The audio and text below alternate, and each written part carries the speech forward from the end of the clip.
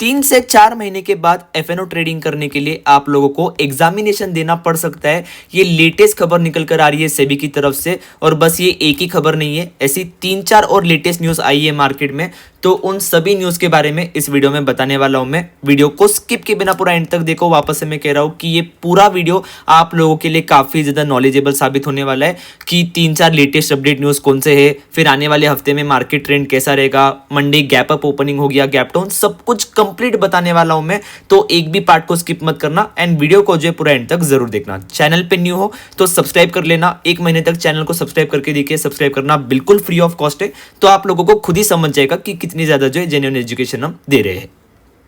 And बाकी stock market का basic to advance course अगर आप लोग सीखना चाहते हो तो आप लोग मुझे व्हाट्सएप पे कांटेक्ट कर सकते हो। पिछले 3 दिनों में 25 से भी ज़्यादा स्टूडेंट ने जो हमारे कोर्स को ज्वाइन किया है and I am very happy about it. Happy इसलिए नहीं क्योंकि बिजनेस बनाए, खुश इसलिए हूँ मैं ये देखकर कि चलो लोगों को सीखने में जो काफ़ी ज़्यादा दिलचस्पी है एंड लोग जो सीखने में भी अभी इंटरेस्ट रख रहे हैं। ठीक है, तो अगर आप लोगों को भी लग रहा है कि नहीं यार रिजल्ट नहीं मिल रहा है, बातें जो मतलब जितना नॉलेज होना चाहिए उतना नॉलेज नहीं है हमारे पास, तो आप लोग एक बार जो इस कोर्स को ट्राई करके ज़रूर देखिएगा। मैंने 401 रुपये कीमत इसलिए ही रखी है ताकि अमीर और गरीब में भेदभाव ना हो। ठीक है, अमीर और गरीब दोनों मेरे कोर्स को सीख पाए। तो एक बार इस कोर्स को ट्राई ज़रूर कीजिएगा, आपको सीखने को बहुत कुछ मिलेगा। स्पेशली एफएनओ ट्रेडर्स के लिए ये कोर्स काफ़ी ज़्यादा जो है एजुकेशनल साबित हो सकता है, क्योंकि price action analysis, option chain analysis, liquidity analysis, technical analysis, important market theories, ऐसी हज़ारों चीज़ें मैंने इस कोर्स में सिखाई है। तो एक बार इस कोर्स को ज्वाइन ज़रूर कीजिएगा।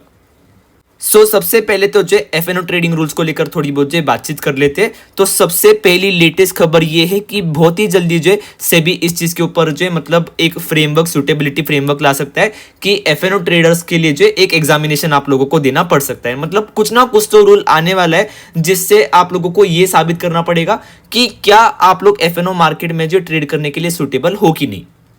अभी इसमें आप लोगों को एग्जामिनेशन देना पड़ेगा या सेबी कोई स्पेसिफिक नेटवर्क सेट करेगा कि जिनकी जो है नेटवर्क 10 लाख 15 लाख रुपए है या जिनकी साल की कमाई जो है एनुअल सैलरी 7 से 8 लाख रुपए है, तो बस वही लोग ट्रेड कर सकते हैं। तो ऐसे जो कुछ नियम आ सकते हैं। अभी तो बस चर्चा चल रही है, बट हो सकता है कि 3-4 महीने में जो है नियम आ सकते हैं, क्योंकि इनके ऊपर जो है बहुत सालों से सेबी विचार कर रही थी। बट अभी जो खबर निकल कर आ रही है तो उसके इसमें ये बताया जा रहा है कि ये नियम कभी भी आ सकती है। सरकार एकदम जो है मतलब सीरियस है इस नियम को लेकर एंड या तो एग्जामिनेशन देना पड़ सकता है या कोई स्पेसिफिक नेटवर्क रूल निकाल सकती है सेबी, एंड या तो जिनकी सैलरी साल की जो है 7 से लेकर 10 लाख रुपए या कुछ ऐसा मतलब लिमिटेशन रख सकते हैं। तो इसके कारण से जो है एफएनओ ट्रेडर्स की संख्या हमारे मार्केट में और जो है आने वाले महीनों में घट सकती है। बाकी इससे रिलेटेड कोई भी आगे लेटेस्ट अपडेट न्यूज आता है तो सबसे पहले जो आपको मेरे चैनल पे देखने को मिलेगा। दूसरी खबर ये है कि ट्रंप कंटिन्यूसली जो टैरिफ इंपोज करते जा रहा है। अब ये कोई लेटेस्ट खबर तो है नहीं, पिछले 1 महीने से ये खबर चल रही है। बट इसके पीछे अभी मैं आपको एक्सप्लेन करता हूं कि ये खबर अभी आगे जाके काम क्यों नहीं करेगी। ठीक है, क्योंकि ट्रंप को देखिए जिन जिन देशों पे, जिन जिन सेक्टर पे जितना टैरिफ लगाना था वो अब लगा चुके हैं। अभी इसके आगे कुछ बनता ही नहीं है। ठीक है, अभी इसके आगे सिर्फ 2 चीज बन रही है, वो है रिसेशन और इन्फ्लेशन। ठीक है, अभी ट्रंप को अपनी तरफ से जितना टैरिफ वॉर करना था, जितना जो है इंपोर्ट एक्सपोर्ट ड्यूटी ये करनी थी वो कर चुके। ठीक है, अभी इसके बाद बस इन दोनों फैक्टर्स पे ही जो है हमारा मार्केट रिएक्ट करेगा। अब इसके बाद ट्रंप कोई दूसरा डिसीजन लेते हैं टैरिफ को लेकर या किसको लेकर, तो उस पर हमारा मार्केट रिएक्ट नहीं करेगा। इसलिए आप लोगों ने देखा भी होगा कि ग्लोबल मार्केट 2 दिन अच्छी तरीके से गिरे, 2-3 दिन गिरे, बट गिफ्ट निफ्टी पे उसका कोई असर नहीं पड़ा। एंड जैसे ही global market specially Dow Jones थोड़ा सा भी पॉजिटिव हो रहा है तो हमारा गिफ्ट निफ्टी सीधा जो है 100-150 पॉइंट ऊपर जा रहा है। तो रीजन यही है कि अब ये टैरिफ रिलेटेड खबर और ज्यादा जो है मतलब इंपैक्ट नहीं करेगी हमारे मार्केट को। रिसेशन और इन्फ्लेशन रिलेटेड कोई खबर आती है, जो कि अमेरिका में इसका बहुत ही ज्यादा जो है खतरा भी बढ़ चुका है, ये रिलेटेड कोई खबर आती है तो फिर हाई पॉसिबिलिटीज है आपको हमारी मार्केट में जो गिरावट दिखने को मिल सकती है। बाकी हमारा मार्केट जो काफी ज्यादा स्ट्रॉन्ग सिग्नल दे रहा है कि वो बॉटम आउट कर चुका है। काफी ज्यादा स्ट्रेंथ हमारे मार्केट में दिख रही है एंड टैरिफ रिलेटेड मुझे नहीं लगता कि अभी कोई और जो दूसरा इफेक्ट देखने को मिलेगा आपको मार्केट में।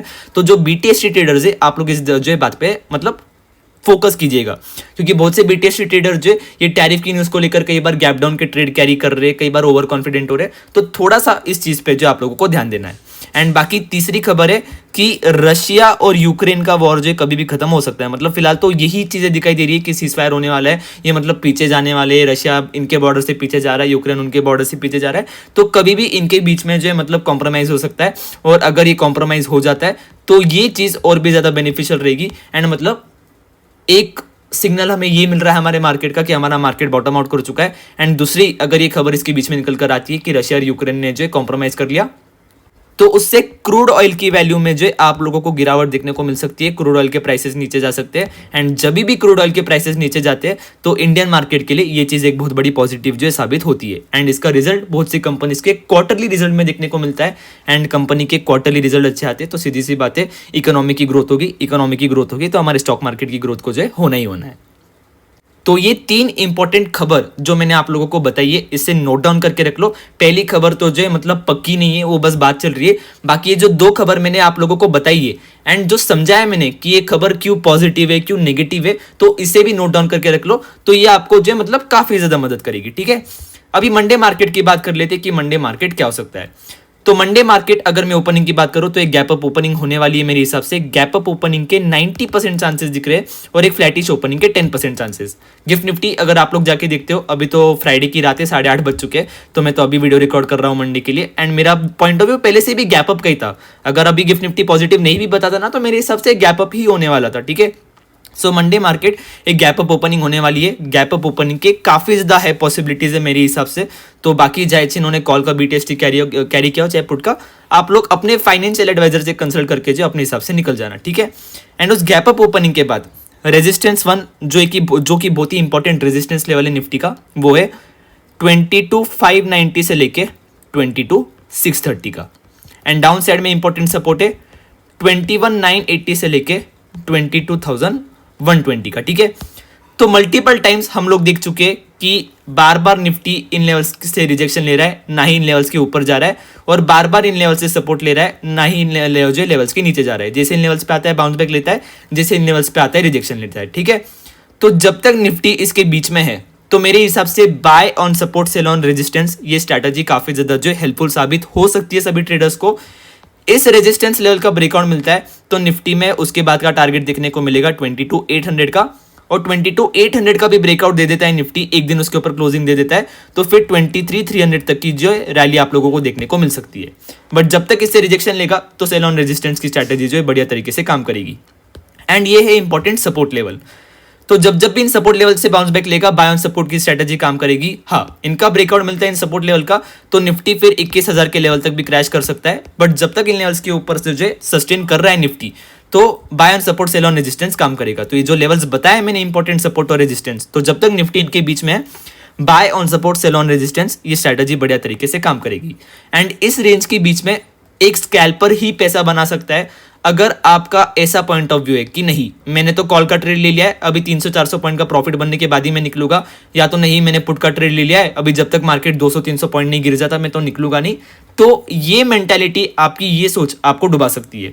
ये एक स्कैल्पर की रेंज है, मार्केट कॉल और पुट दोनों साइड के ट्रेड देगा। So I think as a scalper इन लेवल्स के बीच में मार्केट को अप्रोच करना काफी ज्यादा जो हेल्पफुल साबित हो सकता है। बाकी जो कुछ भी करो अपने फाइनेंशियल एडवाइजर से कंसल्ट करके करना। मैंने जितनी भी बातें बताई सभी सिर्फ एजुकेशन के लिए थी। ठीक है, सो आ जाते हैं हमारे बैंक निफ्टी के ऊपर। तो वैसे तो मुझे नहीं लगता है, हर वीडियो में कह रहा हूँ और इस वीडियो में भी कहूंगा कि मुझे नहीं लगता है कि कोई बैंक निफ्टी में ट्रेड ले रहा होगा। बट इनकेस अगर कोई कर रहा है तो आपकी हिम्मत की पहली बात तो प्रशंसा करनी पड़ेगी कि मतलब इतने हाई प्रीमियम में भी आप लोग ट्रेड करने का जो है रिस्क ले रहे हो एज अ ऑप्शन बायर। तो बहुत ही मतलब या तो इसे बेवकूफ़ी कह सकते हैं और या तो इसे रिस्क लेने की ताकत कह सकते हैं। जहाँ तक मेरी भाषा में अगर देखा जाए तो बेवकूफ़ी ही रहेगी, क्योंकि कोई लिक्विडिटी बची ही नहीं है इतने हाई प्रीमियम के जो बात। मुझे लगता है जहाँ तक हो सके निफ्टी पे फोकस कीजिए, बट फिर भी अगर आपको रिजल्ट मिल रहे हैं बैंक निफ्टी तो आपके अपने ऊपर है, मेरी मत सुनेगा। ठीक है, सो आ जाते हैं बैंक निफ्टी के ऊपर। तो डाउन साइड में इंपॉर्टेंट सपोर्ट है बैंक निफ्टी का 47,800 और अप साइड में इंपॉर्टेंट रेजिस्टेंस है 48,300। एकदम सिंपल सी रेंज है।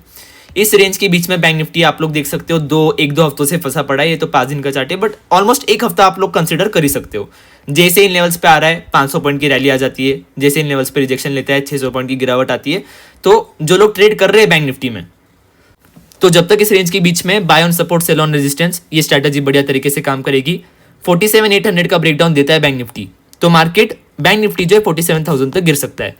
एंड बाकी रेजिस्टेंस का अगर 48,300 का ब्रेकआउट मिलता है तो बैंक निफ्टी 48,900 तक भी जो है रैली कर सकता है। तो ये सिंपल सी स्ट्रैटेजी आप लोग बैंक निफ्टी में भी फॉलो कर सकते हो। सो निफ्टी और बैंक निफ्टी दोनों में मैंने अपना personal point of view share किया है मार्केट ट्रेंड्स पे कि क्या हो सकता है। बाकी किसी प्रकार की ट्रेडिंग इन्वेस्टमेंट एडवाइजरी नहीं दी है मैंने कि ये शेयर खरीद लो, ये कॉल ले लो, वो पुट ले लो। पूरा वीडियो सुन सकते हो, आप लोगों को खुद ही समझ जाएगा। जो एजुकेशन की भाषा थी वो मैंने समझाई है। सो बिफोर ट्रेडिंग और investing please make sure you consult with your financial advisor. I will not be responsible for any of your financial losses. Education course जरूर ज्वाइन करना। हर एक व्यूअर को मेरा एजुकेशन कोर्स हाईली रिकमेंडेड है। सिर्फ 401 रुपये फीस है। ऐसा भी नहीं है कि 4 लाख रुपए फीस है कि चलो तभी भी मैं सोच सकता था कि यार कोई क्यों भरेगा, बट 401 रुपये फीस है, लिमिटेड पीरियड ऑफर है, तो इस अपॉर्चुनिटी को मिस मत कीजिएगा। Thank you for watching the video. Keep loving, keep supporting.